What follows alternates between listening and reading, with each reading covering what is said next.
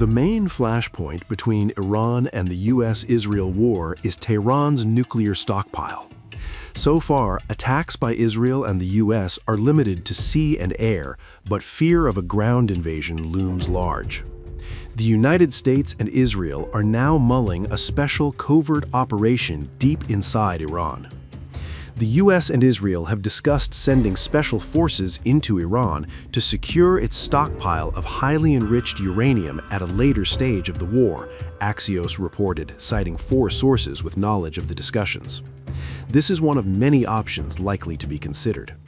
One US official claimed that there were 2 options presented: extracting the uranium from Iran, and then it would be a decision for Trump, the War Department, and the CIA whether they want to physically transport it or dilute it on premises. But where is the uranium? Reports say Iran's key nuclear site in Isfahan, a web of deep underground tunnels in the mountains containing enough uranium for up to 10 atomic bombs, has been largely left alone. The mission would likely involve special operators alongside scientists, possibly from the International Atomic Energy Agency, IAEA. Officials also told Axios that another decision being considered is whether to seize Karg Island, which is responsible for the majority of Iran's crude oil exports. What are the circumstances where you'd send in ground troops? How are you thinking about that? I don't even want to talk about it now. I mean, it's... I don't think it's an appropriate question. You know, I'm not going to answer it. Could there be? Possibly, for very good reason. Have to be very good reason. And I would say if we ever did that, they would be so decimated that they wouldn't be able to fight at the ground level. Are you thinking about the oil facility there? There's an oil facility kind of on the coast of Iran that could be secured by ground troops. There's been some speculation that could be a target. Well, I don't know what the speculation is, but I certainly wouldn't be able to tell you that. I'd be in trouble with myself if I told you that. Mr. President, don't you need ground troops to secure the enriched uranium at the nuclear sites? We're going to find out about that. We haven't talked about it, but it was a total obliteration. They haven't been able to get to it. And at some point, maybe we will. You know, that would be a great thing, but right now we're just decimating them. But we haven't gone after it, but something we could do later on. We wouldn't do it now. Maybe we'd do it later on. You said you want to be involved in the selection of the next leader of Iran. Can you talk to me? Well, because I don't want to just come back every 10 years, and mostly you'll have presidents, that won't do that because they don't get it. But we don't want to come back every 5 years or every 10 years and do this. So we want to pick a president that's not going to be leading their country into a war. Last June, Trump declared that Iran's nuclear facilities were obliterated. One of the main objectives of Trump's war with Iran this time is to prevent Tehran from acquiring a nuclear weapon. Axios reported that the Islamic Republic has 450 kilograms of 60% enriched uranium, which is convertible to weapons grade within weeks. This is enough to make 11 nuclear bombs in a few weeks. According to unnamed Israeli and US officials, Trump weighed sending special operations units into Iran as one of several options to prevent the country from further enriching its uranium into weapons-grade material. If the US were to begin boots-on-the-ground operations, it would consist of small special operations raids, not a large force, officials said. Meanwhile, Iran's President Masoud Pezeshkian has threatened to step up attacks on American targets throughout the Middle East as the US and Israel press ahead with their air campaign. The discussions we had yesterday, it seems, led to some rather naive interpretations by the enemy. The enemy desires us to be at war with Islamic nations to create division and disagreement between us and other countries. We have stated this repeatedly, time and again, and our true intention and this has also been the Supreme Leader's goal. We are brothers with our neighbors. Our relations must be good. But what's happening is, if any country tries to attack and invade our soil, naturally we'll be forced to respond. And this response we intend to give them, it does not mean that we are in conflict with that nation. It does not mean that, God forbid, we wish to upset the people of that place. We are compelled to respond to them because they have launched an attack against us. and the greater the pressure they exert upon us, our capacity to retaliate will naturally be stronger.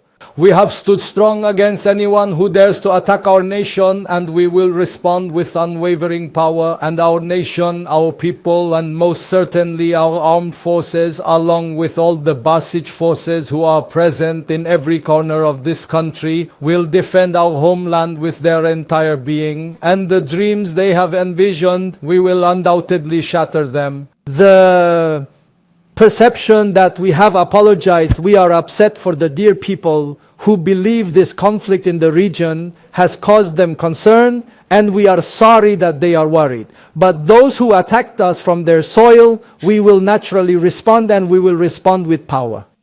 These two are separate. We are friends with the countries of the region. They are our brothers. I said yesterday too that we must try join hands and not allow Israel and America, through deception and trickery, to cause the countries of the region to stand against each other.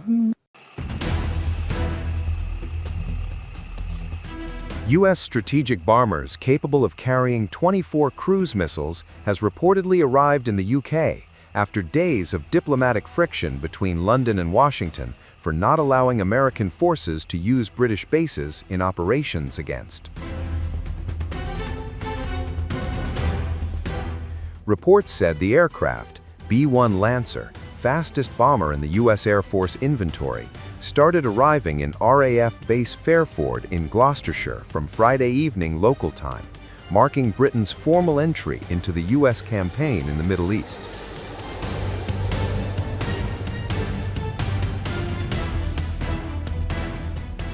The landing followed Prime Minister Keir Starmer granting the United States permission to use both RAF Fairford and the base at Diego Garcia in the Indian Ocean for what Downing Street described as defensive strikes against Iranian missile sites. Additionally, HMS Prince of Wales, the most advanced British aircraft carrier, is also put on notice to be ready to get deployed within 5 days in the Middle East if the government decides to bolster its naval presence in the region. Keir had initially withheld permission for the U.S. to use British bases, a decision that drew a pointed public rebuke from President Donald Trump, who told journalists in the Oval Office he was not happy with the UK and that U.S. aircraft had been flying many extra hours as a result. Well, I completely reject that criticism. If we just look at the facts, so for several weeks now we've been bolstering our presence and the forces in the Middle East, particularly at Cyprus, and doing that in consultation with our regional partners. We've added additional Typhoons, F-35, over 400 people to help protect and defend the airspace around Cyprus. And even as late as Wednesday, Thursday, before the war started, Donald Trump was talking about a peaceful resolution. When the war started on Saturday, it became clear over the next 48 hours that Iran's response was going to be very much broader, wild and indiscriminate and rather reckless compared to what we saw in the 12-day war last summer. And so we also saw Iran, probably what we assess to be a drone launched from Lebanon by an Iranian aligned Shia militia group at Cyprus. And so on Sunday and Monday we assessed our options and looked at what those risks were in response to that much broader action and reckless action by Iran. The arrival of the bomber came on the 8th day of the conflict between the U.S., Israel, and Iran, and hours after U.S. Defense Secretary Pete Hegseth stated that strikes on Iran were about to surge dramatically.